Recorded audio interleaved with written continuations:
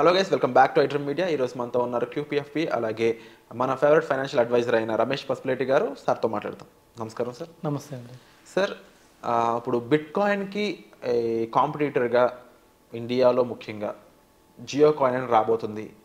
అయితే ఇక్కడ Jio కాయిన్ని government accept చేస్తుందా లేదా, చేస్తే అది ఏ రేంజ్ వరకు ఇన్వెస్ట్మెంట్స్కి వెసులుబాటు కల్పిస్తుంది, ఇన్వెస్టర్స్కి ఎలాంటి లాభాలు ఇస్తుంది, ఈ విషయాలన్నీ కూడా మాకు అప్డేట్ ఇస్తారా? డెఫినెట్గా అండి.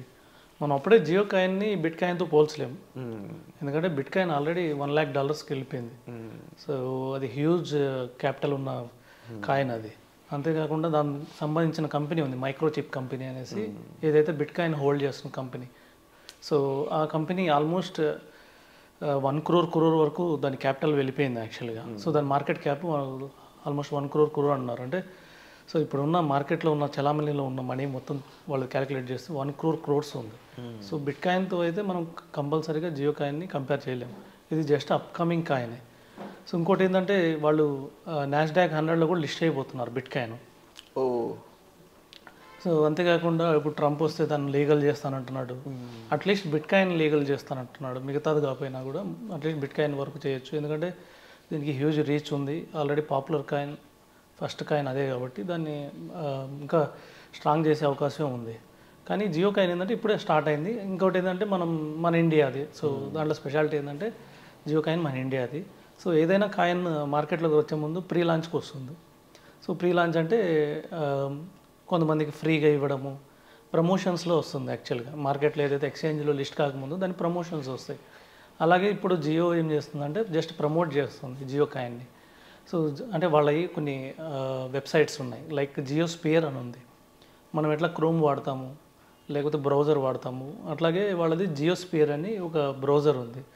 ఇది నార్మల్గా స్మార్ట్ టీవీలో వాటిలో బాగా పాపులర్ జియో స్పియర్ అనేది. ఎందుకంటే స్మార్ట్ టీవీలో మనకి క్రోమ్ అవి రావు. సో అక్కడ వచ్చేసి బ్రౌజర్ జియో స్పియర్ ఇవే ఉంటాయి. సో అలాగే దాన్ని ఇంకా పాపులర్ చేస్తే ఏమవుతుందంటే మన మొబైల్లో కూడా క్రోమ్ వీటన్నిటి బదులు జియో స్పియర్ ద్వారా యూజ్ చేసి మనం ఏమన్నా షాపింగ్ చేసుకుంటే కానీ, లేకపోతే జియో మార్ట్లో కానీ మనం ఏమన్నా కొంటే జియో కాయిన్స్ టోకెన్స్ రూపంలో ఇస్తానంటున్నారు. సో ఇవన్నీ ఒక ప్రమోషన్గా మనకు కొన్ని కాయిన్స్ రూపంలో ఇస్తారు. ఈ కాయిన్స్ ఏం చేయాలంటే మళ్ళీ మనం జియోలోనే పర్చేస్ చేయాలి. సపోజ్ మళ్ళీ మనం రేపు జియో మార్ట్లో కొన్నాం అనుకోండి, ఇప్పుడు స్విగ్గీలో ఎట్లా కొంటున్నాం, జొమాటోలో ఎలా కొంటున్నాం, అట్లాగే రేపు జియో మార్ట్లో కొంటే ఆ కాయిన్స్ మనం యూజ్ చేసుకోవచ్చు. అందుకోసం వాళ్ళు జియో కాయిన్ని తీసుకొచ్చారు. సో దీని మెయిన్ ఉద్దేశం ఏంటంటే జియో కాయిన్ తీసుకురావడానికి, వాళ్ళ మార్కెట్ షేర్ పెంచుకోవడానికి. ఇప్పుడు మనకు తెలిసిందే స్విగ్గీ, జొమాటో, ఇవన్నీ బ్లింకిట్, లేదంటే జెప్టో, ఇప్పుడు ఇవన్నీ ఏంటంటే ఆల్రెడీ మార్కెట్ని గ్రాప్ చేసేసాయి. సో ఆల్రెడీ లిస్టెడ్ కంపెనీస్ అయిపోయినాయి, స్విగ్గీ ప్లస్ జొమాటో. సో వీళ్ళ మార్కెట్ క్యాపిటల్ కూడా almost 1 lakh crores to 2 lakh crores. Zomato 1 lakh crores, Zomato 2 lakh crores ఉంటే స్విగ్గీ వచ్చేసి 1 lakh crore ఉంది. కానీ జియో మార్ట్కి ఇప్పుడు దాకా మార్కెట్ క్యాపిటల్ ఏం లేదు. సో దాన్ని కొంచెం క్యాప్ చేయడం కోసం వాళ్ళు ఏం చేశారంటే జియో కాయిన్ అని ఒక ఇన్నోవేటివ్గా ఒక కాన్సెప్ట్ తీసుకొచ్చారు. ఇదంతా ఒక మార్కెటింగ్ విభాగం అన్నట్టు వాళ్ళకి. సో ఏంటంటే ముందు కాయిన్స్ ఇస్తారు. ఆ కాయిన్స్ మనం ఎక్కడ యూజ్ చేసుకోవాలంటే మళ్ళీ జియో మార్ట్లోనే యూజ్ చేసుకోవాలి, లేకపోతే జియో పెట్రోల్ కూడా మనం యూజ్ చేసుకోవచ్చు అని చెప్తున్నారు. సో ఇలాగా మనం వాళ్ళ దగ్గర అంటే వాళ్ళ దగ్గర షాపింగ్ చేయడానికి ఉపయోగపడతాయి. సో దాన్ని ప్రమోట్ చేయడం కోసం ఇది తీసుకొస్తున్నారు. మేబీ మనం చెప్పలేం ఇక్కడ పాపులర్ అయింది అనుకోండి. సో మన ఇండియాలో వచ్చేసి మనకు తెలిసినంత వరకు నెంబర్ 1 నెట్వర్క్ వచ్చేసి రిలయన్స్నే. సో రిలయన్స్ ఇండస్ట్రీస్నే. సో అన్నిట్లో ఉంది Reliance industries, Reliance smart bazaars ఉన్నాయి, రిలయన్స్ జియో మార్కెట్ ఉంది, రిలయన్స్ పెట్రోల్ కానీ, లేకపోతే ఇలాంటి వాళ్ళవి చాలా ఉన్నాయి. అన్నిట్లో వాళ్ళకి ప్రతి ఒక్క విభాగంలో వాళ్ళకి సంబంధించిన కంపెనీ ఉంది. సో రేపు ఇదంతా పాపులర్ అయితే జియో కాయిన్ ఫ్యూచర్లో మేబీ అప్పుడు నెక్స్ట్ కంట్రీస్కి వెళ్ళినప్పుడు అప్పుడు ఇంకా పాపులర్ అయ్యే అవకాశం ఉంది. ప్రస్తుతానికైతే జియో కాయిన్ కొద్దిగా సో మనకి ఫ్యూచర్ వాల్యూ తెలియదు. సో మన ఇండియన్లో అయితే మేబీ కాయిన్కి 1 రూపీ ఇవ్వచ్చు, ₹0.5 ఇవ్వచ్చు. సో ఫ్యూచర్లో మనకి ఎంత ఇద్దో తెలియదు కాబట్టి కొద్దిగా ట్రై చేయొచ్చు ఎవరైనా కానీ. జియో స్పియర్ అది ఒకటి వెబ్ బ్రౌజర్ వేసేసుకొని, సో ఆ వెబ్ బ్రౌజర్లో వాళ్ళు లాగిన్ అయితే జియో స్పియర్ ఇమీడియట్గా మనం ప్లేస్టోర్లో డౌన్లోడ్ చేసుకోవచ్చు. ఆ డౌన్లోడ్ చేసుకొని మనం దాంట్లో లాగిన్ అవ్వాలి. సైన్ ఇన్ అయితే మనకు టోకెన్ ఇస్తున్నారు, ఒక కాయిన్ ఇస్తారు. మేబీ ఈరోజు చేస్తే రేపు మనకు కనబడుతుందని చెప్పి చెప్తున్నారు. సో ఇలాగే ఎక్కువ మెంబర్షిప్ కూడా క్రియేట్ కావాలి. యాక్చువల్గా ఏంటంటే ఎక్స్చేంజ్కి రావాలంటే కాయిన్ అనేది ఏదైనా బిట్ కాయిన్ కానీ ఎలాంటి కాయిన్స్ ఏదైనా క్రిప్టో కరెన్సీ ఎక్స్చేంజ్కి రావాలంటే సో ఇన్ని మిలియన్ కస్టమర్లని ఉండాలి. దానికి సంబంధించి స్టార్టింగ్లోనే 10 మిలియన్ కస్టమర్లని అలా ఉంటేనే అది లిస్ట్ కాకూడదు. సో ఆ విధంగా చూస్తే దీనికి ఇంకా చాలా రీచ్ అవుతుంది. కాకపోతే మన ఇండియాలో 10 మిలియన్ పాసిబులే కాబట్టి ఫ్యూచర్ ఉండొచ్చు, కాబట్టి ట్రై చేయొచ్చు ఇన్వెస్ట్మెంట్కి. ముఖ్యంగా ఈ జియో కాయిన్ అనే దాన్ని అంటే చాలా బిట్ కాయిన్స్ని, ఎథ్రియం, అదర్ కాయిన్స్ని ఏ గవర్నమెంట్ కూడా అంత ఈజీగా యాక్సెప్ట్ చేయట్లేదు. ముఖ్యంగా ఇండియన్ గవర్నమెంట్ అయితే ఇప్పటివరకు ఏ కాయిన్ని కూడా లీగలైజ్ చేయలేదు. కానీ జియో కాయిన్ ఎవరైతే ప్రవేశపెట్టినో జియో సంస్థల అధినేతలు అంబానీలు ఎవరైతే ఉన్నారో వీళ్ళు గవర్నమెంట్కి అయి ఉండొచ్చు, అంటే కంట్రీకి వాళ్ళు మన ఎకనామీని డెవలప్ చేయడానికి దోహదపడుతున్న కీ ప్లేయర్స్ అని చెప్పొచ్చు. అలాంటప్పుడు ఈ కాయిన్ని ఇండియా లీగలైజ్ చేసే ఛాన్సెస్ ఎంతవరకు ఉన్నాయంటారు, ఎంతవరకు స్కోప్ ఉందంటారు?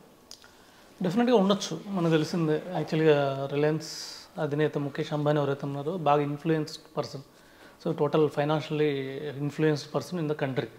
సో మనకు తెలియదు రేపు ఇక గవర్నమెంట్ అయినా వస్తే డెఫినెట్గా మేబీ బీజేపీ గవర్నమెంట్ కావచ్చు, లేదా కాంగ్రెస్ గవర్నమెంట్ కావచ్చు, యూపీఏ కావచ్చు, ఎన్డీఏ కావచ్చు, డెఫినెట్గా వన్ పాయింట్ ఆఫ్ టైంలో చేయాల్సి రావచ్చు.